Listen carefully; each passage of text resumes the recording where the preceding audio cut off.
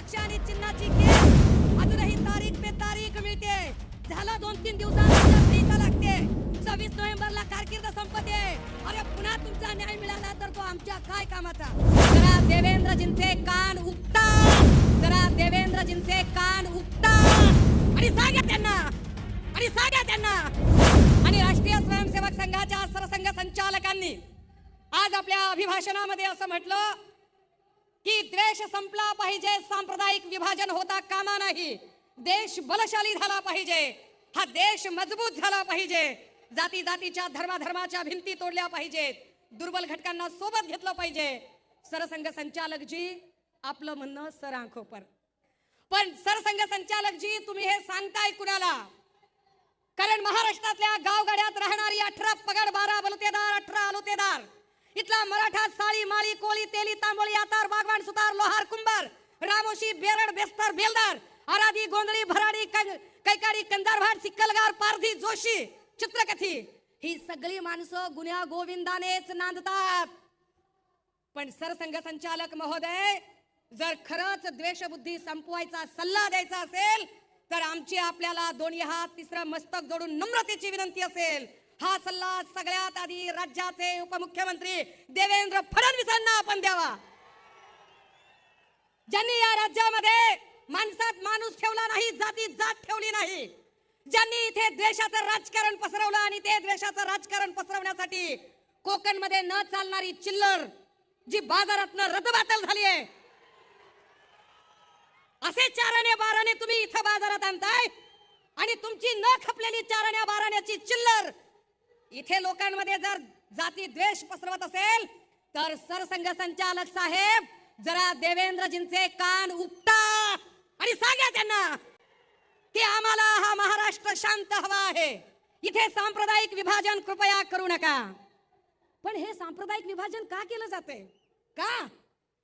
आधी ही चाराने बाराण्याची चिल्लर हिंदू मुस्लिम करत होती, पण आम्ही आभार मानतो इथल्या हिंदूंचेही आणि मुस्लिमांचेही, ज्यांनी कमालीचा संयम दाखवला, ज्यांनी कमालीचा समंजसपणा दाखवला आणि यांच्या लव जिहाद किंवा ओट जिहाद अशा कुठल्याही धार्मिक विद्वेषाची पेरणी करणाऱ्या, विष पेरणी करणाऱ्या यांच्या कुठल्याही बोलण्याला त्यांनी कवडीची किंमत दिली नाही. मग त्यांनी दुसरा खेळ चालवलाय. आता हिंदू मुस्लिम कार्ड चालत नाही म्हटल्यावर मराठा ओबीसीचं कार्ड खेळण्याचा प्रयत्न आता पुन्हा त्यांच्याकडून येतोय. हे मराठा ओबीसीचं कार्ड खेळणारी माणसं गावगाड्याची वीण उसवण्याचा प्रयत्न करत आहेत. माय मावल्या हो, दादा हो, राजे हो, अरे विचार करा, कालपर्यंत आम्ही गावगाड्यात सगळे एकत्र राहत होतो. आमची मराठा समाजातली मराठ्याच्या बाईला जर संक्रांतीचा सुगड पुजायचा असेल तर ती कुंभाराळीत जायची आणि सुगड आणायची. कुंभाराला जर नवरात्रीची माळ आणायची असेल तर ती माळ्याकडे जायची आणि देवीची माळ आणायची. माळ्याला जर काही आऊत लागला, नांगर लागला तर तो सुतार गल्लीत जायचा आणि आऊत आणि नांगर आणायचा. सुताराला दुर्डी लागली, सूप लागलं, टोपलं लागलं, तो कैकाड्याच्या बुरडाच्या गल्लीला जायचा. आणि यांना कुणाला जोंधळा लागला तर ते अजून कुळी कुणबटाच्या खळ्यावर जायचे. ही सगळी माणसं एकत्र नांदत होती, पण यांच्यामध्ये जातीपातीच्या भिंती तयार केल्या त्या शिंदे साहेबांनी आणि फडणवीसांनी. हे आम्हाला शानपण सांगतात. आणि हे का असं करतात? कारण यांना माहिती आहे की उद्या निवडणुका लागल्या आणि लोकांमध्ये गेले तर लोक यांना प्रश्न विचारणार आहेत. लोक यांना प्रश्न विचारतील की इथल्या बेरोजगारीचं काय केलं, इथल्या नोकर भरतीचं काय केलं. सत्तेत आल्यापासून एमपीएससीच्या 70 प्रकारच्या परीक्षा झाल्या आणि 70 प्रकारच्या परीक्षांमधल्या 65 परीक्षा यांची पेपर फुटी झाली. यावर लोक प्रश्न विचारतील. लोक पेन्शनवर प्रश्न विचारतील, आरोग्य भरतीवर प्रश्न विचारतील, तलाठी भरतीवर प्रश्न विचारतील, होमगार्ड प्रश्न विचारतील, आश्रमशाळेतले शिक्षक ज्यांच्या पगारी झाल्या नाहीत त्या आश्रमशाळेतले शिक्षक प्रश्न विचारतील, आरोग्य खात्यातले आमच्या कर्मचारी आया बहिणी प्रश्न विचारतील. या प्रश्नांची उत्तरं या लोकांकडे नाही आहेत आणि म्हणून ही माणसं राजकारण करतात. बरं, आपण याच्यावर जेव्हा कधी यांना प्रश्न विचारावे त्यावेळेला ते लगेच सांगत असतात की नाही, याच्यावर राजकारण करू नका, त्याच्यावर राजकारण करू नका, हे बोलू नका, ते बोलू नका. कोण राजकारण करते?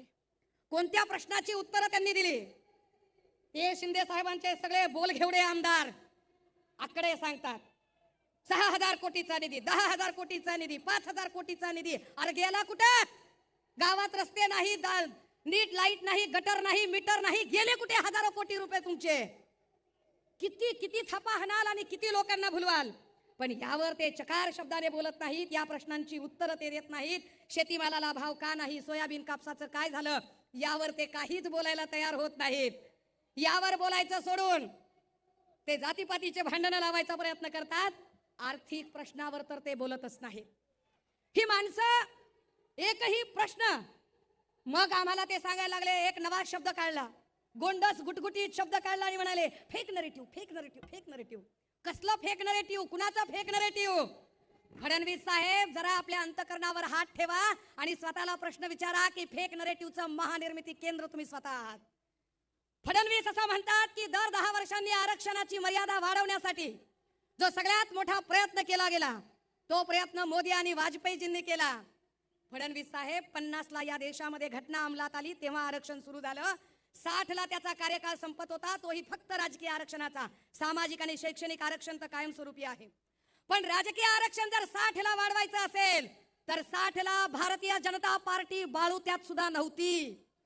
ती साधी बाळूत्यात नव्हती, तिचा जन्म तरी झाला होता का ते जरा समजून घ्या. 60 ला जो कालमर्यादा वाढवली ती काँग्रेसने वाढवली. 10 वर्षांनी पुन्हा 70 ला आरक्षण वाढवलं. भाजपने नाही, ते पुन्हा काँग्रेसने वाढवलं. फडणवीस साहेब, या देशात संविधानाला धोका आहे आणि तो अजूनही संपला नाही. आणि त्याचं जिवंत उदाहरण तुम्हीच आम्हाला घालून दिलं. भारतीय राज्यघटनेने सांगितलं आहे की लेजिस्लेचर आणि ज्युडिशरी 2 वेगळ्या गोष्टी आहेत. न्यायपालिका आणि कायदे मंडळ वेगवेगळे असले पाहिजेत आणि न्यायपालिकेने स्वतःची स्वायत्तता अबाधित ठेवली पाहिजे.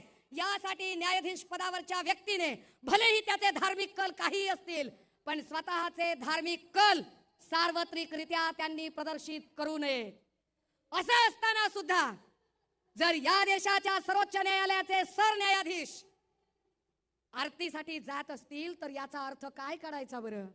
आणि यावर शिंदे साहेब, आपल्याकडून मी अपेक्षाच करू नये, कारण टेलिप्रॉम्प्टरवर आपण कॉपी वाचणार किती, भाषण करणार किती. आपल्याला वाचून वाचून भाषण करून आपल्याला त्याच्यातला कॉन्सेप्टही कळणार नाहीत. पण हे आपल्याला कधी लक्षात यावं की या देशाचा काय पद्धतीने, या राज्याचा खेळखंडोबा शिंदे, फडणवीस, पवार या सगळ्या लोकांनी केला. वर हे सगळं झाकण्यासाठी इथल्या न्याय व्यवस्थेला काय पद्धतीने यांनी सगळीकडून वेठीस धरल्याचा प्रकार केला. आणि हे सगळं झाकताना आश्वासनांची आणि घोषणांची खैरात सुरू केली. आता एक नवी खैरात सुरू झाली. ते म्हणाले की विरोधकांना खुपतंय लाडकी बहीण. काय खुपायचं कारण आहे?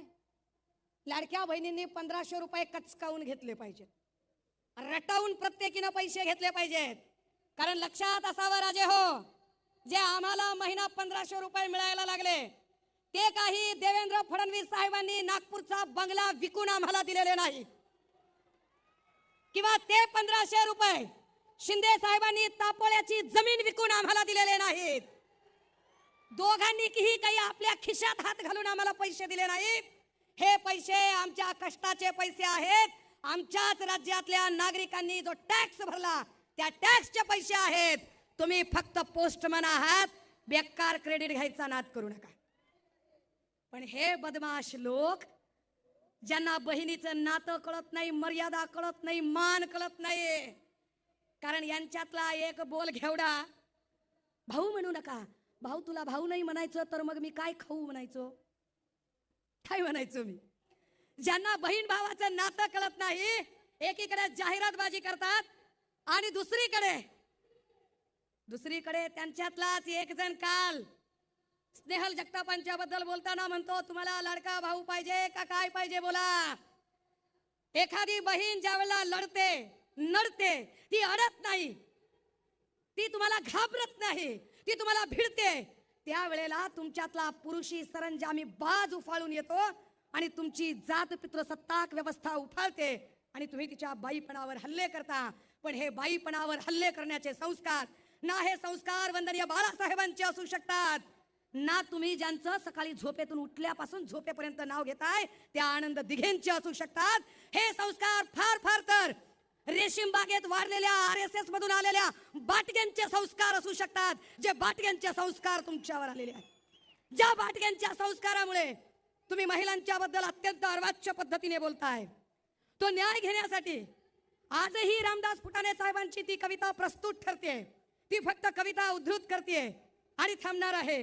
कविता अशी आहे, 70 वर्षाच्या म्हातारीला कोर्टाच्या पायरीवर बसलेली पाहून विचारलं, 70 वर्षाच्या म्हातारीला कोर्टाच्या पायरीवर बसलेली पाहून विचारलं, आजी आजी आज इथं काय आहे? त्यावर तिनं उत्तर दिलं, 17व्या वर्षी माझ्यावर बलात्कार झाला होता, त्याचा आज 17व्या वर्षी निकाल आहे. 17व्या वर्षी माझ्यावर बलात्कार झाला होता, त्याचा आज 17व्या वर्षी निकाल आहे. 32 न्यायाधीश, 20 वकील, 40 शिरस्तेदार बदलून गेले. किती न्यायाधीश बदलले? आम्हाला अजूनही आमच्या पक्ष आणि चिन्हाची केस अजूनही तारीख पे तारीख मिळते. झालं 2-3 दिवसात आचारसंहिता लागते. 26 नोव्हेंबरला कारकीर्द संपते. अरे पुन्हा तुमचा न्याय मिळाला तर तो आमच्या काय कामाचा? पुन्हा तुम्ही न्याय जरी दिला तरी तो न्याय आमच्यासाठी operation is success but patient is dead म्हणण्यासारखा असेल. तो काय उपयोगाचा? 70 वर्षाची म्हातारी म्हणते, 32 न्यायाधीश, 20 वकील, 40 शिरस्तेदार बदलून गेले.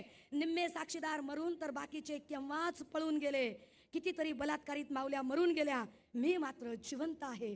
हाच एक सवाल आहे. आणि 17व्या वर्षी झालेल्या बलात्काराचा आज 17व्या वर्षी निकाल आहे.